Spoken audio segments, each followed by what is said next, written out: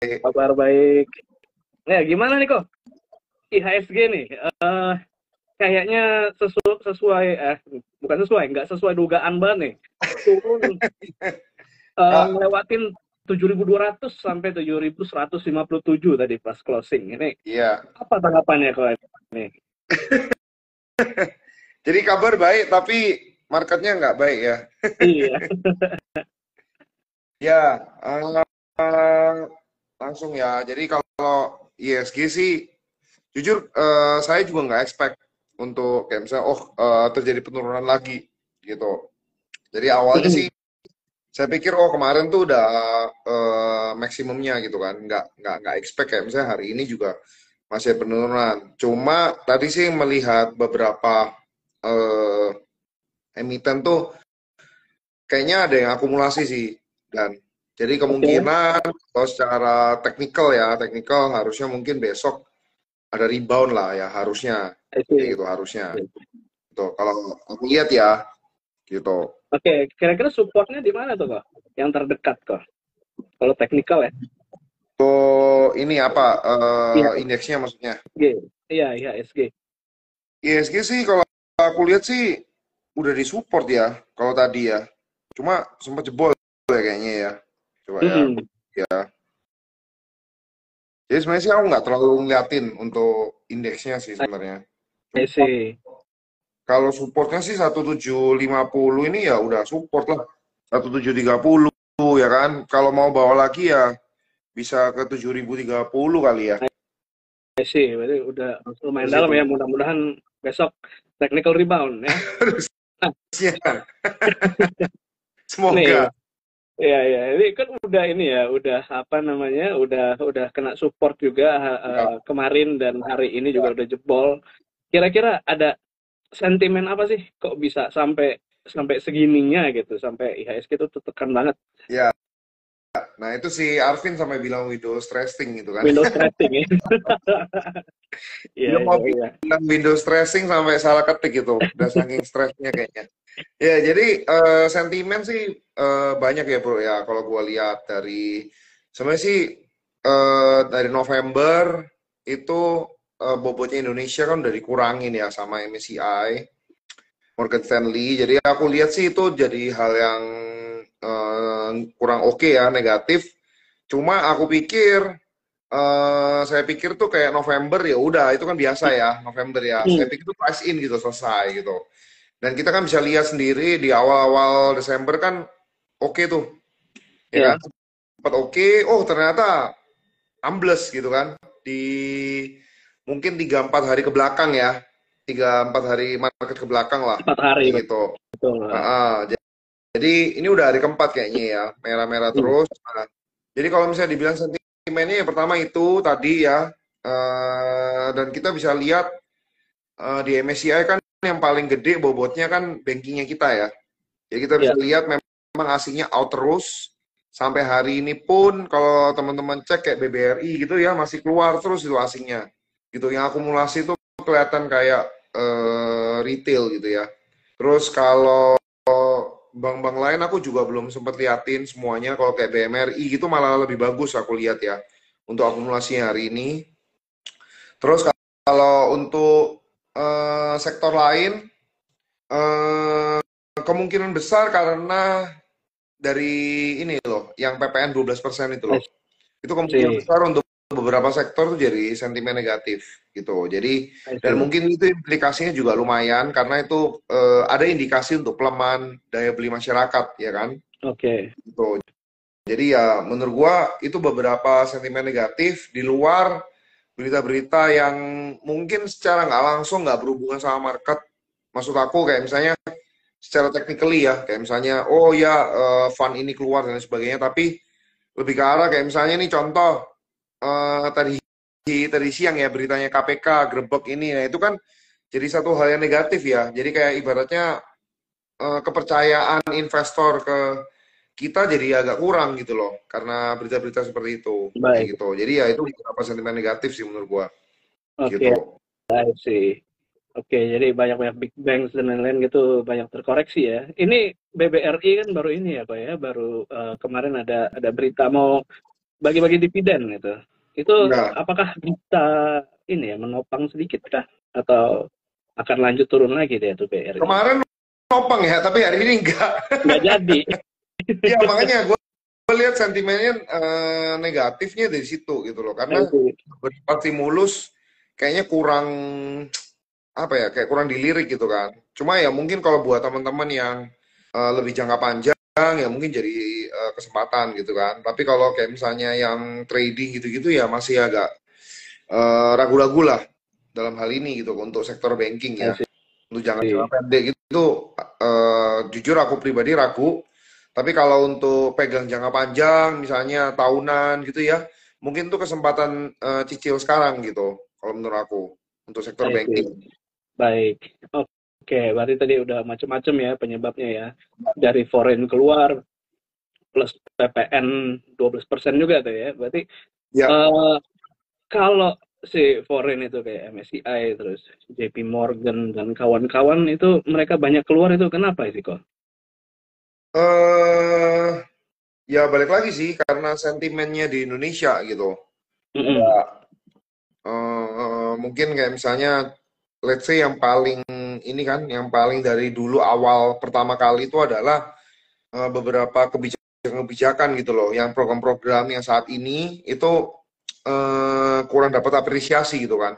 Nah itu mungkin ditunggu dulu gitu programnya, kalau berjalan mungkin akan lebih dapat apresiasi kalau memang terbukti sukses gitu. Karena ujung-ujungnya kan kalau investor asing dia kan lihat kayak misalnya oh program kayak gini tuh ngabisin duit, terus kayak, kayak apa ya, kayak implikasi buat mereka apa gitu kan. Itu Hmm. satu. Kedua, beberapa hal ya seperti kayak misalnya korupsi dan lain sebagainya. Nah, itu gawat banget gitu. Jadi trust-nya itu kurang I terhadap see. negara kita gitu. Jadi bobotnya dikurangin gitu.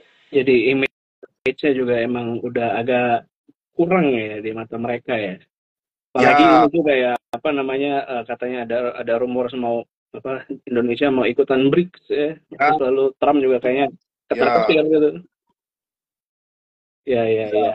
Betul. Makanya aku bilang kebijakan-kebijakan itu kan, yang baru-baru ini, termasuk apalagi yang udah kemarin-kemarin ya kan. Nah, itu bisa dibilang kayak jadi sentimen negatif gitu kan. Programnya mungkin bagus gitu untuk kitanya gitu. Cuma untuk investornya mungkin masih ngelihatnya itu suatu hal yang kurang gitu. Kayak gitu. Oke. Sehingga investor asingnya juga kabur. Makanya kan dari awal langsung di apa namanya? Di downgrade gitu kan. Kayak gitu. Oke.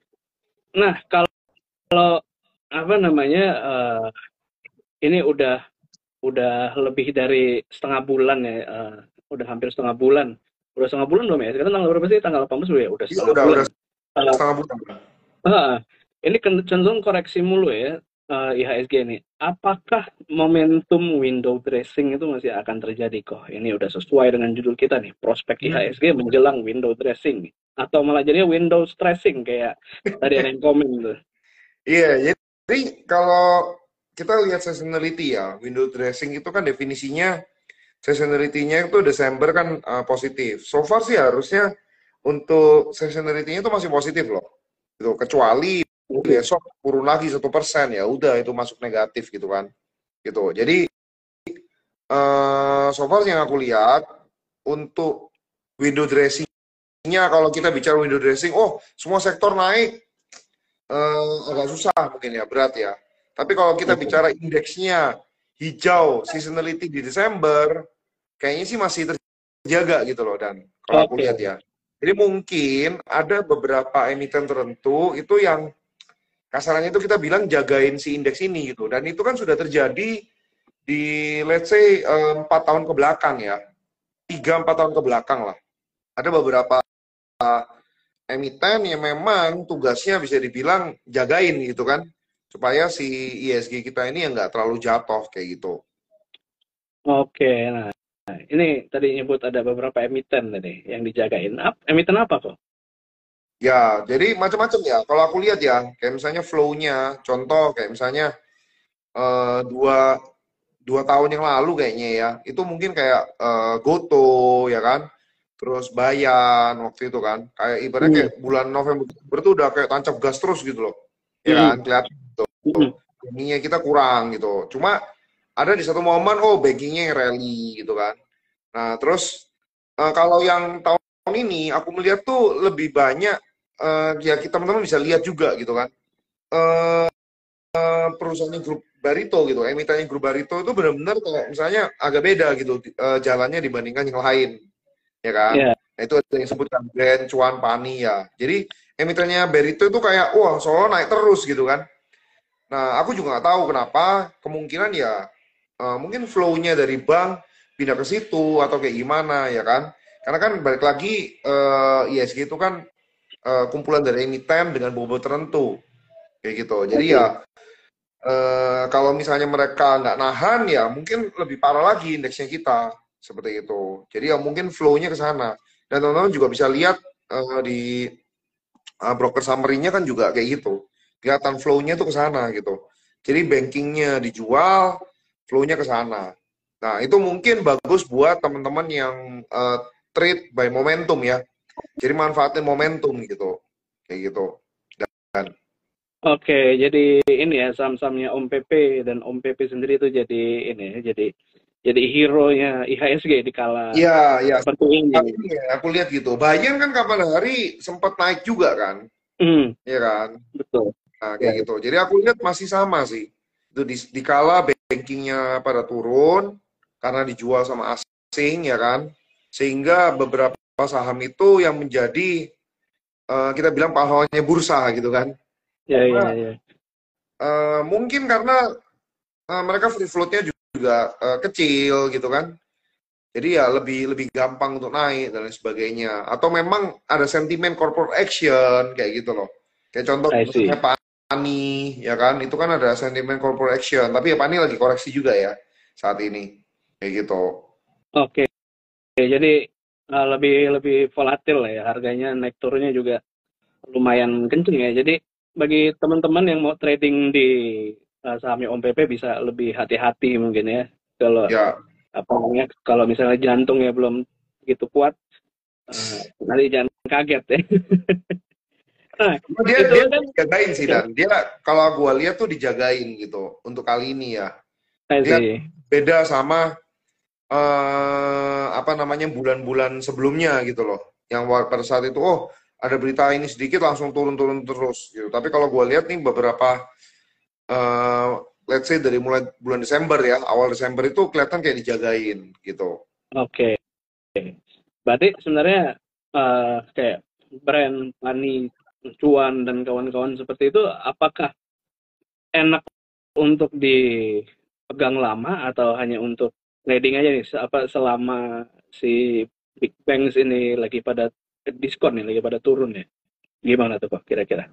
Ya, kalau aku lihat sih gini. Jadi teman-teman mesti bedain antara emiten yang punya apa ya, kayak misalnya kita bisa hitung fundamentalnya.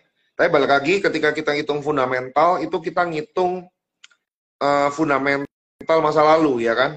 Ibaratnya Hmm, jejak masa lalunya gitu loh, tidak menggambarkan masa depannya. Tapi biasanya dari masa lalu itu kira-kira lah masa depannya kayak gini gitu. Jadi bisa aja kayak misalnya oh Pani pernya segini kok nggak masuk akal ya, brand pernya segini ya. Mungkin dia akan ibaratnya forward dulu gitu loh. Jadi ibaratnya kemudian hari earningsnya juga akan ngikutin gitu kan. Jadi pernya akan turun otomatis kayak gitu. Jadi valuasinya udah naik duluan. Itu juga bisa terjadi gitu. Jadi yang teman-teman harus lihat adalah corporate action-nya. Gitu. Apakah corporate action ini bisa mendukung unlock value-nya gitu. Kalau memang bisa unlock value-nya, ya itu bisa dipegang untuk lebih lebih panjang dan menurut aku. oke, Tapi kalau misalnya kayak oh ini momentumnya doang nih window dressing let's say gitu kan. Ya udah ya kita tradingin aja ketika bulan Desember gitu kan. Setelah Desember ya kita out exit. I see. Oke, Jadi tergantung corporate action dan juga tergantung potensi ke depannya. Misalnya, oh teman-teman yakin tahun depan fund akan lebih banyak masuk ke geothermal dan lain sebagainya ya kan, lebih lebih didukung gitu kan, energi terbarukan, geothermal, ya brand menjadi pilihan yang mungkin teman-teman bisa swing beberapa bulan ke depan. Tapi kalau oke. kayak misalnya, oh dirasa kayak misalnya, oh ini momentumnya cuma bulan Desember ya, kita jual aja gitu loh.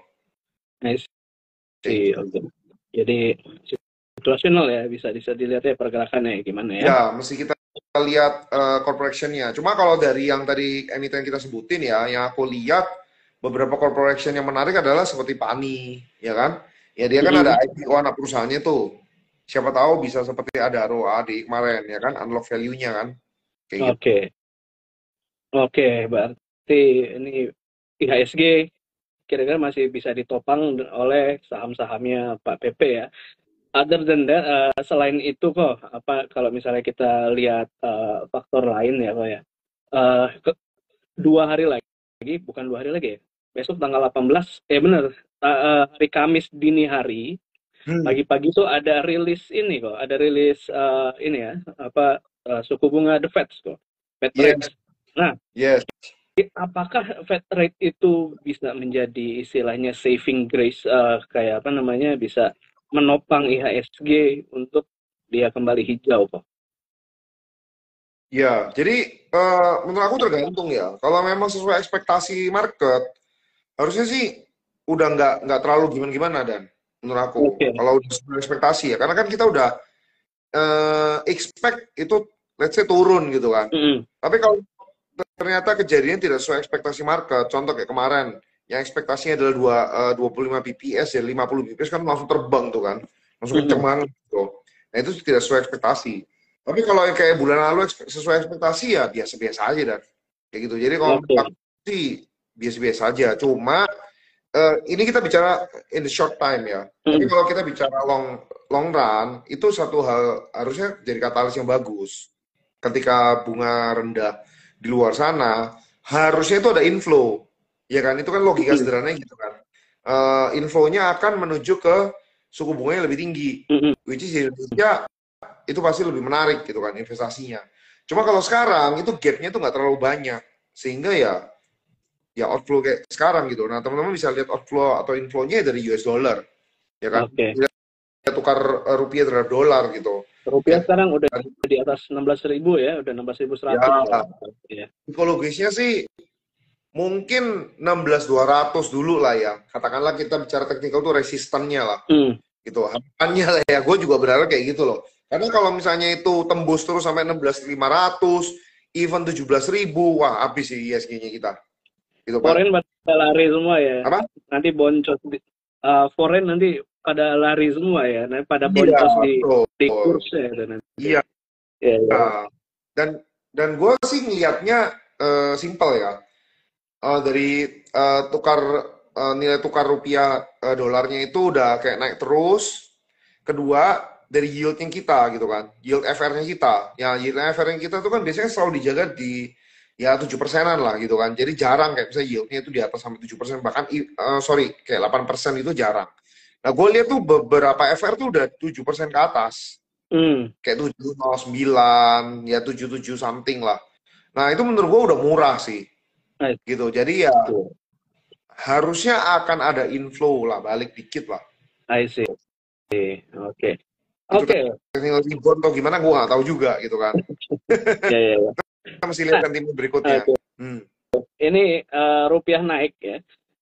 Tadi kan in general ini ya, foreign outflow bisa naik. Foreign outflow bisa meningkat. Tapi ada nggak sih saham apa gitu yang diuntungkan kalau misalnya rupiah melemah? Oh ya ada. Beberapa yang harusnya ekspor kan. Contoh kayak consumer ya Mayora ya kan, itu kan ekspor. Terus kalau nah batu bara lihat lagi ya, batu baranya itu harganya kayak gimana gitu. Nah gue lihat sih kemarin juga melemah ya harga batu baranya. Tapi semua yang ekspor, kesimpulannya semua yang ekspor tuh pasti oke gitu. Tapi in other side, semua yang punya utang dalam bentuk US dollar, nah itu kurang oke. Seperti kayak misalnya kalau properti itu mungkin kayak grupnya Pakuwon, terus tapi beberapa udah mulai konversi ke rupiah ya, setahu gua kayak Alam Sutra ya udah konversi, terus yang utang-utangnya US dollar lagi itu mungkin GJTL kali ya, gua agak lupa sih. Nah itu bisa kena imbas yang negatif gitu, kalau misalnya memang mereka dalam bentuk US dollar. Nah, itu risiko di situ. Tapi Oke, overall sih sebenarnya kalau kita bicara USD IDR itu naik terus, nah itu artinya outflow sih, Dan. I Itu karena see. outflow di bonds, outflow di ISG. Nah, ya itu tawar-tawaran juga jadi kurang bagus gitu. Setuju. I see. Oke, berarti tadi ini ya yang ekspor ya dolar-dolaran ya. Mungkin juga ini kali ya yang merugi itu ini ya kali ya. Kesehatan kali. Mereka juga eh, beli alat-alatnya kalau nggak salah Ya, itu mereka juga pakai USD iya, ya. betul. Oke. Nah, US Treasury ini kan dia lagi naik nih kok ya. US Treasury itu sekarang 4,7 kalau nggak salah dari 4,2 di Ya, saat pasar itu percaya suku bunga itu akan turun. Ini kan anomali nih kok ya. Apa ya, yang kok Alex lihat dari fenomena tersebut? ya, yang US Treasury ya. US Treasury. Ya, jadi itu sebenarnya eh jujur mereka agak aneh sih itu. Ibaratnya kayak itu kemungkinan besar karena ininya Amerika ya, datanya Amerika itu bagus-bagus semua ya. Dan si Trumpnya sendiri juga lebih pro Amerikanya, ya Mm-hmm. tentu aja ya gitu kan. Jadi yang gue lihat tuh memang eh, malah di sana tuh inflow gitu loh. Kayak contoh kayak kemarin Google bisa naik 5% tuh luar biasa sih. Itu sedangkan I see. misalnya sektor banking kita bisa turun 3% gitu loke. Itu Google tuh segede itu loh, bisa naik 5% gitu kan. Nah, jadi ya kayak gitu sih, Dan kurang lebih. Oke, I see. Ini ngomong-ngomong soal Trump ya. Trump itu Hmm, kan katanya mau kasih tarif impor besar ke ya, Cina nih. Ya kalau jadi eh, kalau barang Cina masuk ke Amerika jadinya ya, dipungut ya, biaya yang besar ya gitu ya. Bagaimana pengaruhnya ke komoditas seperti batu bara yang kita ekspor ke China kok? oh, harusnya sih nggak terlalu pengaruh banyak ya, menurut gua ya. Karena sebenarnya Oke. kan impornya Amerika ke China tuh nggak terlalu gede sebenarnya. Yang gue Mhm. baca-baca di datanya ya, nggak terlalu besar lah impornya Amerika itu. Jadi nggak terlalu gimana-gimana untuk secara globalnya loh. Cuma Oke. bagusnya itu malah sentimennya di lokalnya mereka. Contoh kayak sosial media. Ibaratnya gini, ini gue ngomong overall kebijakannya ya, bukan kayak Mhm. satu doang. Kayak misalnya overall kebijakan Trump gitu. Misalnya kayak nge-ban TikTok gitu. Mhm. Nah menurut gue tuh jadi bagus gitu kan. Meta, Google, kemudian Snapchat tuh jadi bagus semua gitu. I Jadi see. gue melihat tuh kebijakan-kebijakan dia lebih bagus lah untuk lokalnya dia gitu. Oke. Nah tapi apakah berdampak negatif keluar? Nggak terlalu juga gitu. Jadi sebenarnya win-win ya yang gue pelajarin ya. Itu win-win gitu kan. Oke. Oke gitu. Nah cuma memang di kitanya sendiri yaitu kayak aku melihat kayak lebih banyak problem internalnya kita gitu loh. I see. Contoh kayak misalnya batu bara itu akan lebih bagus ketika si royalti-royalti itu didengungkan lagi. Nah itu kan kemarin semua didengungin tuh, tapi nggak didengungin lagi kan. Kayak nggak ada beritanya lagi gitu loh. Mhm. Masalah royalti itu mau kayak gimana gitu nextnya gitu. Jadi Oke. menurut aku sih lebih banyak problem internalnya kita ya yang Oke. ini gitu loh. Kan sebenarnya Trump sendiri kan juga apa gue salah ya kayak belum belum mulai kan dia. Trump itu belum justru ya. Iya Kayaknya belum belum kan? deh. Belum Iya. iya, belum dilantik. Heeh. Iya jadi ya ibaratnya nggak terlalu yang gimana-gimana harusnya dianya. Oke. Terus kan kalau misalnya impor itu di tarifnya besar loh. Apakah itu nanti berpengaruh sama level inflasinya Amerika Serikat juga kok. Kayak sekarang aja kan dia datanya tuh 2,7% ya inflation rate di Amerika Serikat ya yang dari 2,6 ya.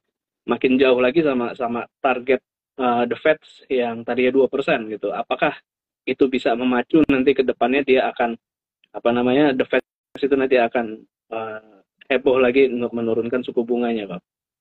Oh oke.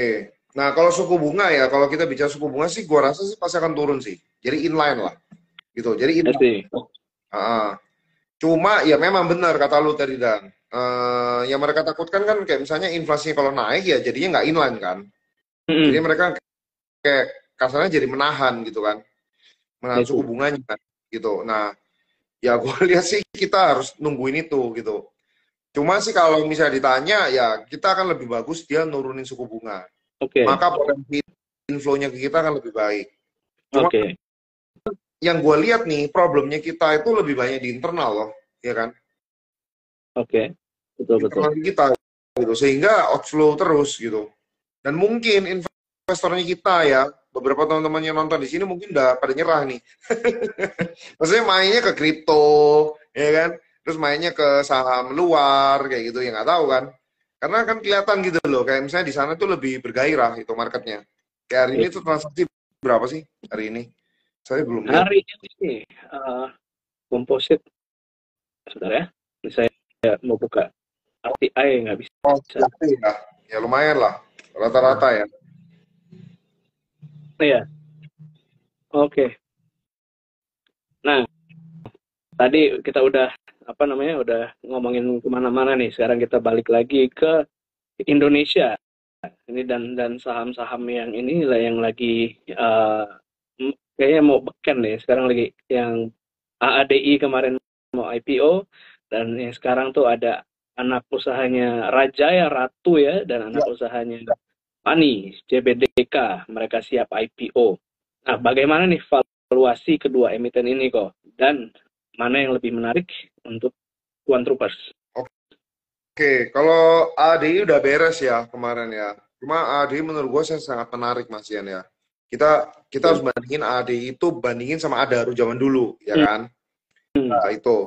Tapi kalau kita bicara yang IPO, antara Ratu sama CBDK ya. Menurut gue sih dua-duanya menarik. Nah itu makanya yang gue kecewa adalah kenapa mereka barengan gitu. Jujur gue udah ngeplan misalnya, kalau nggak barengan, ya udah gantian gitu kan kita masuknya gitu kan. Nah ini budget terbatas barengan gitu. Tapi dua-duanya dua-duanya menarik. Pilihan yang sulit ini. Apa? Pilihan yang sulit ini mau yang mana? Pilihan yang sulit jujur aja. Jadi kalau dari segi valuasi kira-kira mana nih yang lebih murah nih kok? Oke, jadi kalau kita bicara valuasi untuk masa depannya ya, lebih menarik sih CBDK. Kenapa tuh, Pak? Karena ini kita bicara benar-benar real, kayak misalnya ngitung apa ya valuasi versus valuasi ya, gitu kan? Karena itu potensinya gede banget.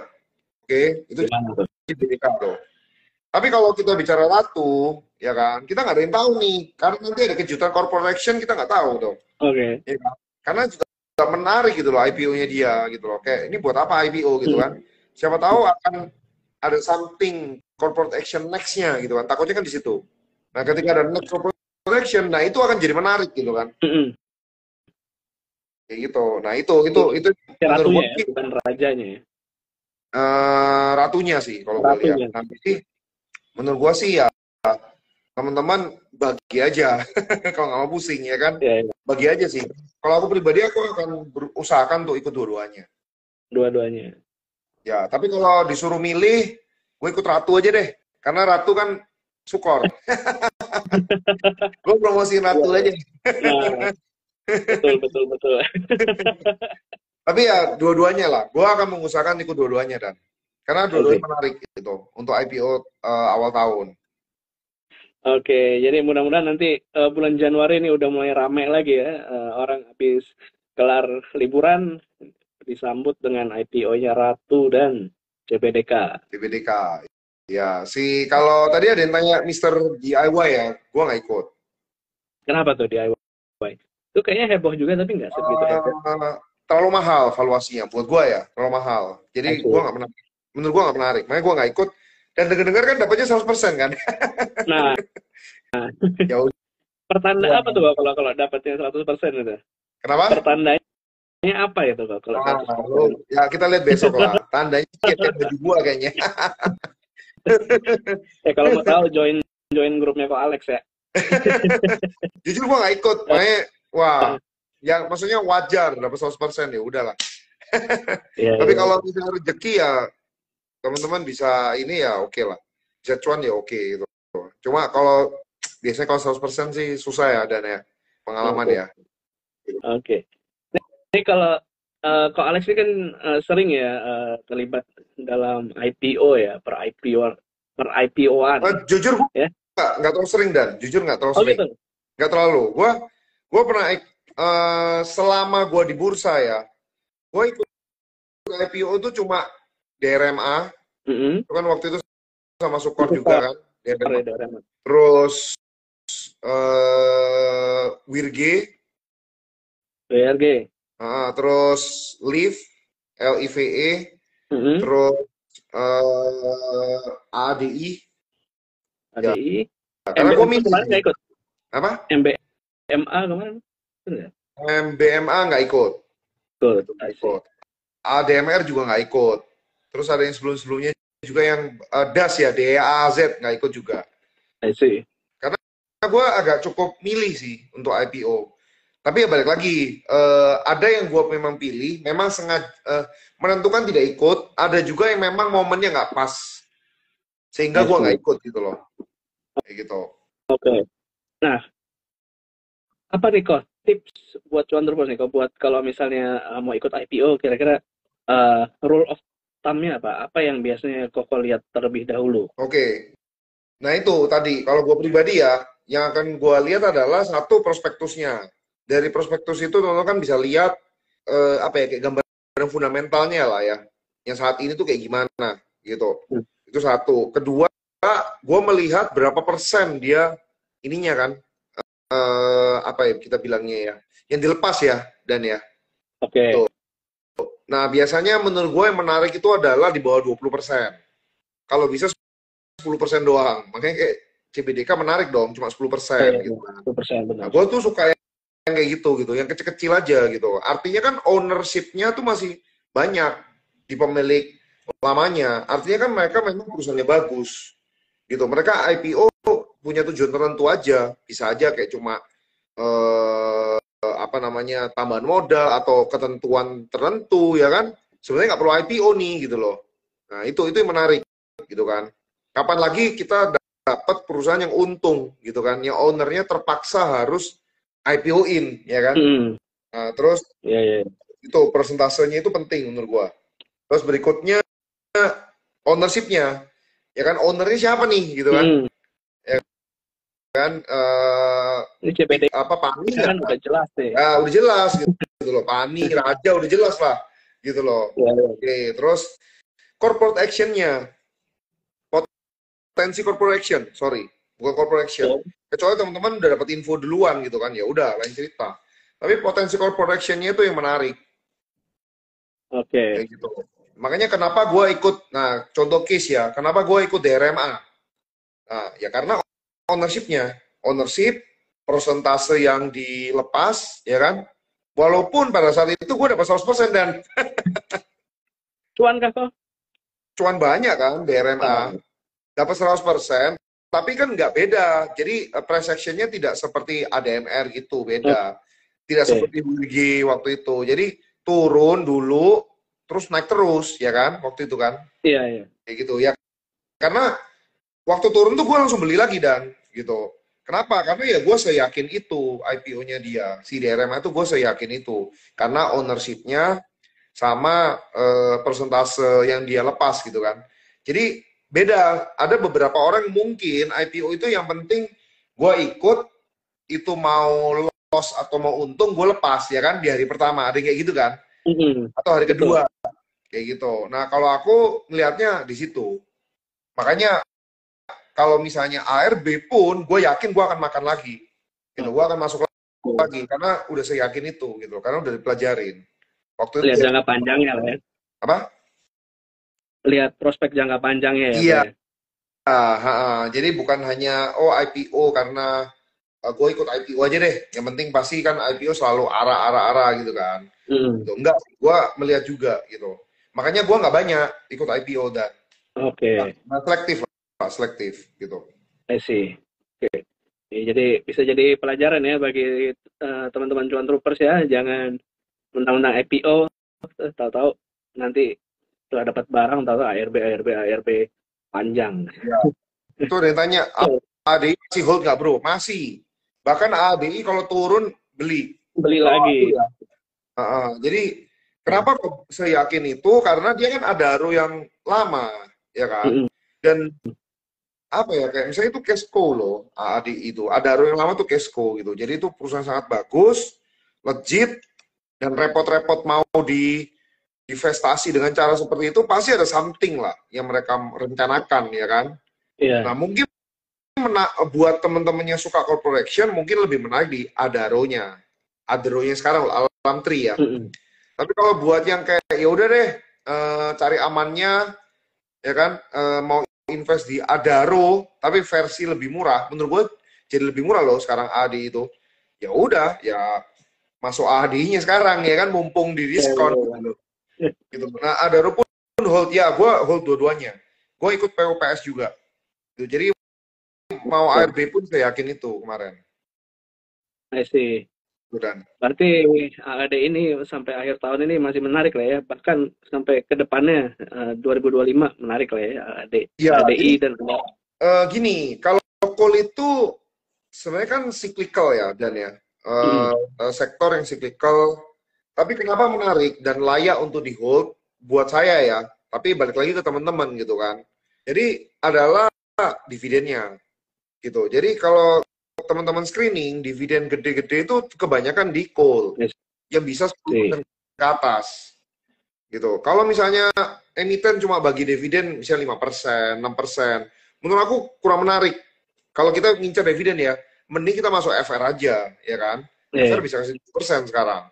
Gitu. Tapi kalau dia bisa kasih 7% ke atas, terutama 10% ke atas ya, nah teman-teman layak hold untuk dapetin dividennya.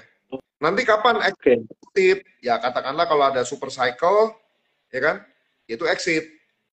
Gitu. Nanti beli lagi pas turun lagi kayak gitu loh. I see. Mantap. Jadi udah ada pertanyaan untuk Adaro ya, udah terjawab ya. Oke. Ini sekarang kita balik lagi nih ke ini ya, ke apa namanya? Yang sebelumnya. Sekarang kita ngebahas tentang ini kok, apa namanya, kemarin BPS dia mengumumkan surplus neraca perdagangan pada November.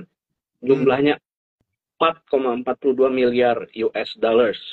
Bagaimana tanggapan Koko nih? Apakah ini positif banget? Padahal ini jumlahnya besar ya. Jumlahnya besar ya. Iya, sebenarnya sih trade balance kita kan selalu bagus, Dan. Benar kan? Trade balance kita tuh selalu bagus. Cuma kan menjadi pertanyaan, kenapa kok trade balance bagus, tapi duit nggak masuk gitu loh. Iya kan? Itu bingung gitu loh. Sebenarnya jujur aku juga bertanya-tanya. Cuma ya ini beberapa belajar-belajar ya dari teman-teman ekonom senior gitu kan, ekonom yang jago-jago. Ya mereka bilang ya karena uangnya parkir di luar, masih diparkir di luar. Di Singapura. Bukan ya? Ya intinya kenapa kok diparkir di luar? Ya intinya balik lagi bunga, Dan. Gitu. Jadi once itu nanti suku bunga tuh turun, nah potensi akan inflow ke sini. I see. Kayak gitu. Menurut gue sih kayak gitu ya. Jadi mereka akan lebih suka parkir di luar ya karena bunga lah. Bunga, US dollar naik terus ya kan. Kalau ditambahin itu akan lebih menarik daripada kita invest di Indonesia gitu loh. Karena kalau di Indonesia FR cuma dapat 7%. Gitu. Jadi kalau maksudnya selisihnya ya, gue bukan ngomong 7% tidak menarik, 7% tuh oke. Cuma selisihnya dibandingkan mereka taruh di luar sama di sini ya nggak jauh. Jadi mereka kan lebih suka taruh di luar. Belum lagi yang masalah ini tadi kita bahas di depan ya, kepercayaan, politik dan lain sebagainya ini kok nggak stabil nih akhir-akhir ini. Nah itu takut korupsi. Nah itu udah kacau lah, gitu-gitu. Ya, tinggal tunggu itu duitnya balik aja ya. Ini besar, tapi nggak tahu kemana. Jadi tinggal tunggu kembali lagi ya ke Indonesia seperti itu. Ya. Oke. Berikutnya kita masuk topik yang lagi panas juga nih kok. Pemerintah resmi menaikkan PPN 12%. Bagaimana dampaknya nih kok ke IHSG kita? Ya itu dampaknya ya kayak yang udah kita lihat sekarang, Dan. Iya. Menurut gua seperti yang kita bahas di awal-awal ya. Jadi PPN itu gimana ya kita bilang, yang jadi momok sekarang tuh PPN inilah menurut gua. Karena itu impact-nya itu efek domino itu tinggi. Kecuali kayak misalnya, oh ya memang PPN-nya untuk sektor tertentu oke lah gitu. Cuma maksudnya ini hampir semuanya tuh kena. I Dan see. kalau gua pelajarin ya, nggak tahu nih, gue juga bisa salah gitu kan. Tapi yang gua pelajarin adalah yang jadi apa ya kayak yang gede impact-nya itu di kelas menengah yang gua lihat. I see. Kelas menengah ya. Contoh Netflix, Spotify. ya kan? Spotify Spotify. kalau dengan Spotify ini jadi mahal. Ya, yang banyak pakai itu kan siapa dan, ya kan? Ya kan? Iya. Ya kelompok menengah gitu loh, yang banyak pakai gitu. Jadi nggak atas-atas banget gitu. Kecuali kalau yang di PPN-nya naik itu kayak misalnya tas mewah, ya kan? Terus mobil mewah, sport car, oke, itu baru benar-benar kelas atas. Tapi kalau kayak misalnya, ya itu tadi kan listrik yang 3.500, terus Spotify, Netflix, Wagyu, terus daging wagyu. iya yang gitu-gitu tuh kan kelas menengah juga mengkonsumsi lah kasarnya kita bilang kan. Jadi so itu ya, efeknya itu akan luas sekali gitu. Oke. Kayak gitu. Jadi faktor kalinya akan ya buat buat pemerintah bagus gitu. Faktor kalinya banyak. Tapi buat kita jadi ini. Nah, gua nggak tahu tuh kayak misalnya investasi itu kan juga ada PPN dan sebagainya kan. Nah, itu kena atau enggak kayak gitu-gitu loh. I see. Biaya pendidikan yang kena kalau nggak salah 600 juta per tahun ya, kalau nggak salah ya. Ya itu oke lah, itu pendidikan yang lumayan gitu, international school biasanya. Rumah sakit tuh, kamar VIP aja udah kena dan. Gitu ya. Jadi Oke, kalau kita jadi breakdown, ya kalau kita breakdown tuh kamar VIP aja udah kena. Nah, kamar VIP itu kan kelas tengah juga kamar VIP kalau masuk rumah sakit, ya kan? Gitu. betul, betul. Itu. Jadi itu yang menurut gua jadi sentimen negatif gitu loh. Kecuali ya itu tadi kayak yang kena itu cuma yang punya kapal pesiar misalnya, yang punya sport car, oke, itu oke lah gitu loh. Itu impactnya nggak efek domino banget dan bener-bener Oke. subsidi kan. Nah ini kelas tengah nih yang gue lihat Oke. Terus gitu. kalau kelas menengah kena, ya kan lumayan ini ya, apa namanya kontribusi terhadap GDP kita kan besar ya kelas menengah ya. Ya, Dampaknya besar ya. tuh. Kenapa? Bisa. Itu dampaknya gimana tuh, Kak? Itu Dominonya itu seperti apa? dampaknya yang ditakutkan adalah daya belinya I turun. Ya see. kan? Daya beli turun sehingga ya ekonominya macet kan. Ketika ekonomi nggak muter, nah itu rusak semuanya. Itu mirip kayak kejadian kita COVID dulu loh. Ya kan Iya, iya. ekonomi nggak muter gitu. Jadi ya repotnya di situ. Iya, iya. Kayak misalnya eh, apa namanya karena ekonomi nggak muter, mungkin orang yang pinjam uang NPL tinggi, ya ujung-ujungnya balik lagi ke bank itu. Makanya banknya juga akan terdampak banget, terutama banking gitu. Betul, betul. Jadi banyak ini ya, apa namanya, loan yang gagal ya, Ya, ibaratnya ya, gagal bayar. banking, consumer, wah itu kacau sih. Nggak tahu sih. Oke. Impact-nya akan kemungkinan akan besar gitu loh. Karena banyak yang mass product sih yang aku lihat gitu. Yang sangat disayangkan sih itu. Makanya, tapi kalau kayak misalnya, oh ya hanya pembelian tas mewah, jet pribadi, ya kan, sport car, luxurious produk, oke lah itu. Tapi kalau kayak misalnya yang udah kamar VIP rumah sakit gitu aja, itu udah banyak kan itu semua VIP sekarang, Iya, iya. gitu. Lalu kan ada ini juga nih, ada paket kebijakan ekonomi juga nih, kayak ada bantuan pangan dan listrik, dukungan untuk sektor padat Ya, karya, dan lain-lain seperti itu ya. Jadi sebenarnya untuk kelas menengah ke bawah tuh ada sedikit breathing room ya, ada bantuan juga dari situ ya, Kak ya. menengah ke bawahnya kan, tapi kan yang menengah ke atasnya itu nggak ada kan, menengahnya lah terutama. Oke. Nah, apa namanya, terutama ada ini juga ya, kayak apa namanya program makan bergizi gratis ya. Ini menjadi alasan katanya untuk menerapkan PPN 12% ini ya. Ya, Nah, kira-kira butuh budgetnya itu kan. saham-saham apa yang kira-kira ikut ini ya, yang ikut terdongkrak dengan programnya makan bergizi gratis ini kok? Oh, kalau saham yang kena dampak positif ya, Mm-mm. itu satu, kalau kita bicara emitennya udah pasti yang berhubungan sama consumer, terutama Java. Itu Java. kan Java kan udah bilang kan, ya itu akan mensupport makan siang gratis. Dan Java juga sekarang udah naik ya kok ya? Hmm. Dia kan naik terus kan, Oke. setelah diumumin makan siang gratis itu kan naik terus. Ya. Udah pasti itu satu gitu. Nah yang lain kayak Goto juga berhubungan ya sama itu ya. Makanya kan naik terus itu. Dua Oh, itu. ada hubungannya kok ya. Jadi mungkin orang-orang lebih banyak belanja kah? Bukan, maksudnya untuk Oh, logistiknya kayaknya. logistik. Pakai Ya, Goto. Ya, logistik. gua denger-denger gitu kan. Yang di berita-berita. Makanya dua itu naik. Oke, I see. Oke. eh Tadi udah banyak banget nih pertanyaan ya apa dari saya. Nih sekarang kayaknya gilirannya ini ya, giliran Tuan Troopers yang nanya nih di kolom question and answers udah ada 4. Bisa saya lihat ya. Nih saya coba yang pertama. Bentar. Kelihatan nggak ya pertanyaannya? Saya klik. Iya, jika The Fed turun Om. bunga, Ya, apakah harus investor dalam saham properti? Ya ada, kalau kita juga ikutan turun ya. oke. Tapi kalau kita nggak ikutan turun, nggak ada. Kalau aku sih Oke, lihatnya lebih lebih cenderung untuk inflow-nya kita. Gitu. I see. Jadi ketika The Fed turunin suku bunga, akan bagus inflow. Nah, ketika inflow, menurut aku ya harusnya banking yang pertama ya, Dan ya. Kalau inflow ya.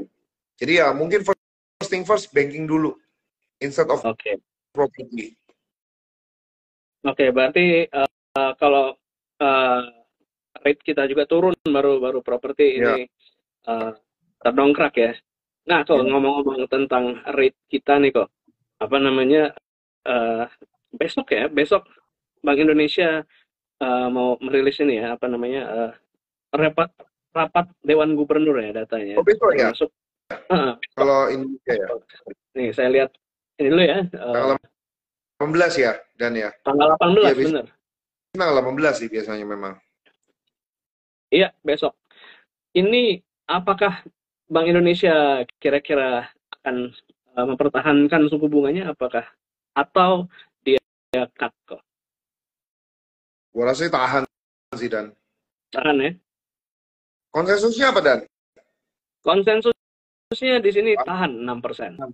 Ya, gua rasa juga tahan. Akan sesuai konsensus sih, gua rasa. Oke.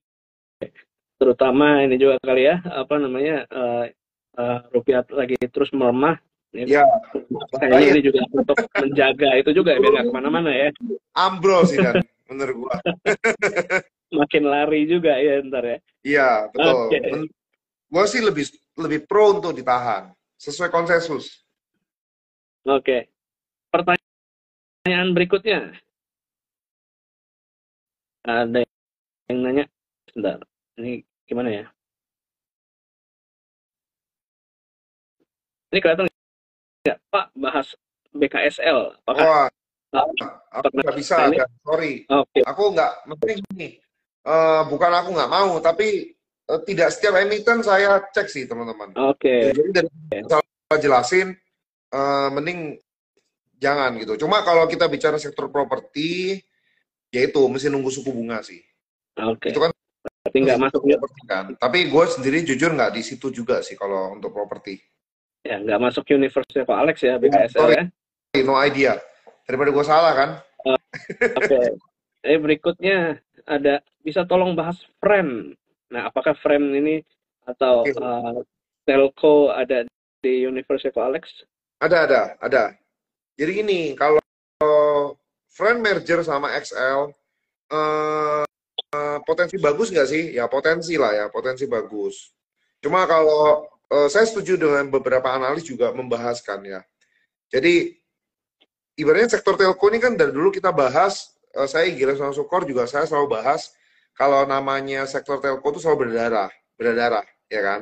Karena red ocean, persaingan tinggi. Nah, ketika udah di merger-merger gini, itu menjadi satu hal yang bagus. Either bagus buat yang merger, ya kan? Atau bagus buat kompetitornya. Oke. Kayak gitu. Nah, kalau gue pribadi, gue merasa corporate action ini itu lebih bagus untuk kompetitor, which is ISAT. Kalau gue Bisa. gitu. Jadi gue lebih suka invest di ISAT-nya, kalau gue sih gitu. Tapi apakah gue punya friend sama Excel ya ada juga sih. Gitu. Jadi ya gue bagi, tapi lebih banyak di ISAT-nya. Gitu dan Oke. itu salah satu yang aku juga masuk ya karena ISAT menurutku sangat menarik. Kedepannya dia itu nggak hanya untuk telco gitu loh dan yang gue lihat dia mulai Oke. gandeng Nvidia ya kan AI. Nah itu masa depan tuh di situ. Nah teman-teman juga bisa lihat di luar negeri yang berhubungan dengan AI itu wah kencang semua sahamnya. Nah kita belum nih Oke. gitu. Kalau TLKM gimana, Bang? Telkom. Wah susah sih dan gue sih jujur lebih suka di ISAT-nya Bisa. gitu. Nah, jadi Oke. balik lagi sih. Mungkin banyak masalah-masalah gitu loh. Kalau susah sih dan ngomongnya. Cuma kalau Oke. yang kemarin 2.500-an itu menarik memang. Dividennya itu bagus Telkom. Cuma gue melihat Oke. belum ada inovasi yang gimana-gimana gitu loh.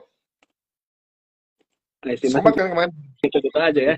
Hah? Masih tradisional aja kayaknya. Ya, Telco tradisional belum modelnya. gimana gitu loh. Beda sama ISAT kemarin.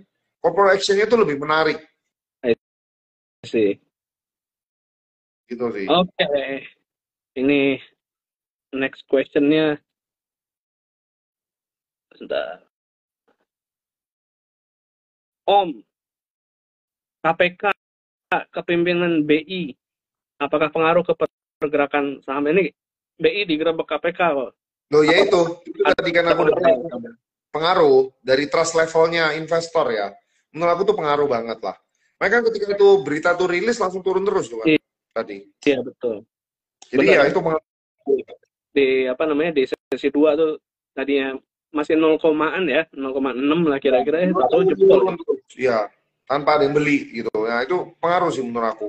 I see. Pengaruh. Jadi ya apa ya cukup sangat disayangkan sih memang untuk kayak korupsi terus fraud kayak berita-berita startup yang terkini ya itu kan Oke. kayak something gitu loh kayak misalnya yang kemarin Investri terus yang sekarang lagi maksudnya banyak unicorn kita tuh kayak wah kena kayak gini gitu loh nah itu sangat disayangkan sih jadi investor tuh jadi kurang percaya karena balik lagi ketika kita invest saham yang beneran investor ya itu akan melihat benar-benar profil ownernya siapa ya kan.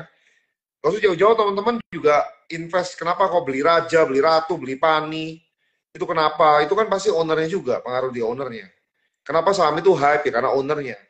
Mereka Oke. OTP lah apalah gitu kan.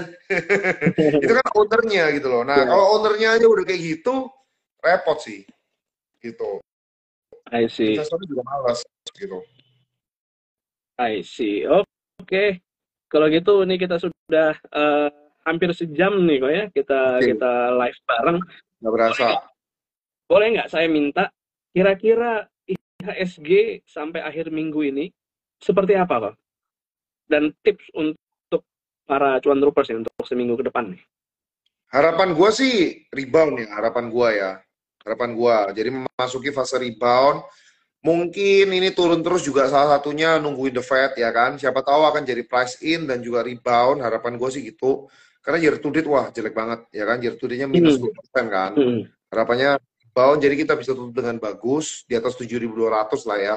Iya. Kayak gitu karena efektif market kan paling tinggal seminggu 2 minggu ya dan ya. Ya kan Hmm. depan udah mau akhir tahun gitu kan. Nah, jadi sih harapan gue juga rebound gitu loh. Nah cuma pertanyaannya yang bikin rebound emiten apa gitu kan. Iya, iya. Itu yang dorong gitu kan. Ya hopefully semua sektor, hopefully ya.